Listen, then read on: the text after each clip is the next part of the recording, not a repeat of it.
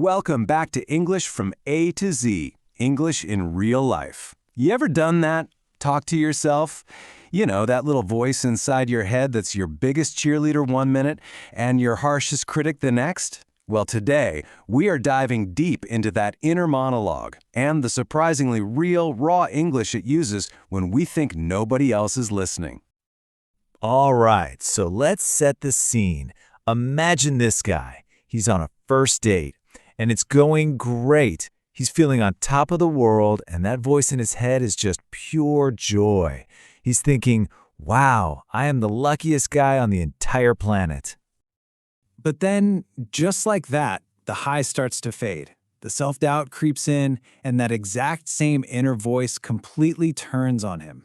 All of a sudden, he's his own worst enemy. It's a total flip. And then the unthinkable happens. Or, what feels like the unthinkable in the high-pressure world of a first date. The salads arrive, and along with them, a whole new level of internal panic. And his brain just short circuits. He starts spiraling over something as simple as table manners. And his inner monologue, it's using some very colorful, very real English to freak out. Crap. Damn it. Moron. It's a full-on internal meltdown, all over a fork. So, in the middle of that whole fork fiasco, our guy threw some pretty harsh words at himself. Psychologists have a term for this. They call it negative self-talk.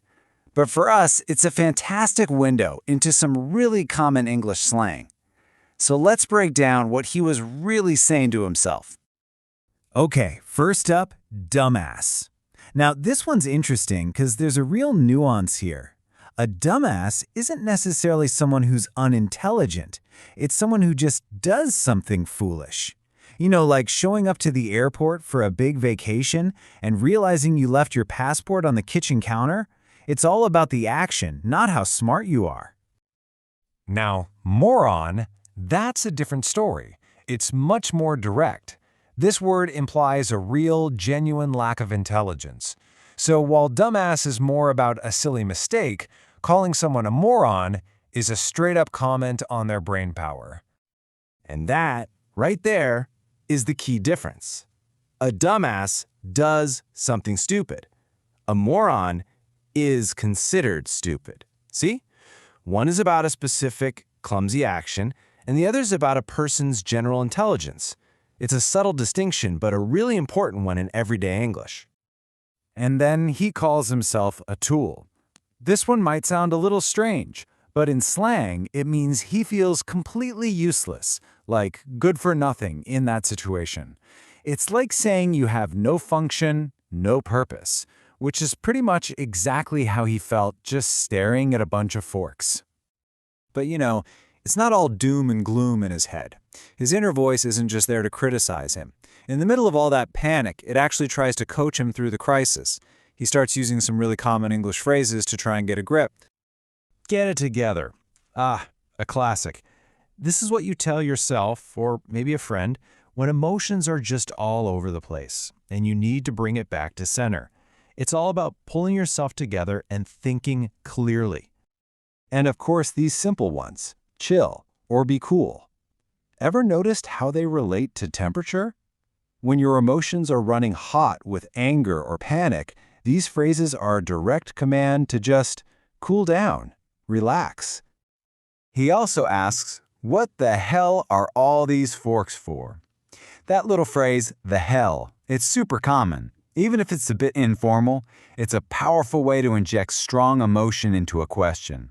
It takes a simple, what are these for? And turns it into an explosion of confusion and frustration. And this is what makes it so useful. You can basically plug the hell in after almost any question word. Where, how, who, when. It's like a booster pack for your emotions. Where the hell are my keys has so much more punch than just asking, where are my keys? Okay, so this whole internal drama, the insults, the pep talks, it might seem a little weird, right? Is it strange to have these incredibly detailed conversations going on inside your own head? Let's take a look at what the science has to say about that. Well, it turns out, far from being strange, talking to yourself is a completely normal and, get this, often beneficial tool for your brain. Psychologists have been studying this for ages, and they found it's a really fundamental part of how we process the world. And the benefits are actually huge. Self-talk can seriously improve your focus, help you solve problems, reduce stress, and even boost your motivation. I mean, think about an athlete getting psyched up before a huge game. What are they doing? They're using self-talk to get in the zone. And we're not talking about just a few people doing this. Studies suggest that something like 96% of adults talk to themselves. It's almost a universal human thing. It's one of the main ways our brains organize thoughts, process information, and keep our emotions in check. So what all this means is that the important question isn't whether you talk to yourself, because you probably do. The real question is how you're doing it. The goal here is to turn that inner critic, the one calling you a dumbass over a fork, into your own personal inner coach. And you can really feel the difference, can't you? Negative self-talk just tears you down. It's destructive.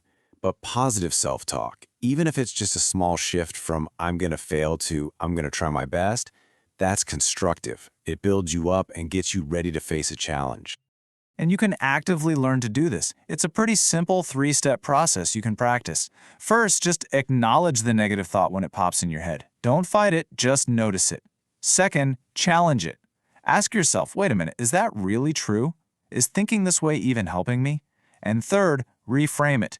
Turn "she thinks I'm a moron" into something like, okay, it's just a fork, it's not a big deal, I've got this. So the next time you hear that little voice in your head, whether you're on a nerve-wracking first date or you're just looking for your car keys, I want you to pause for a second and really listen. Is it your critic or is it your coach? Because at the end of the day, you have all the power to decide which one it's going to be.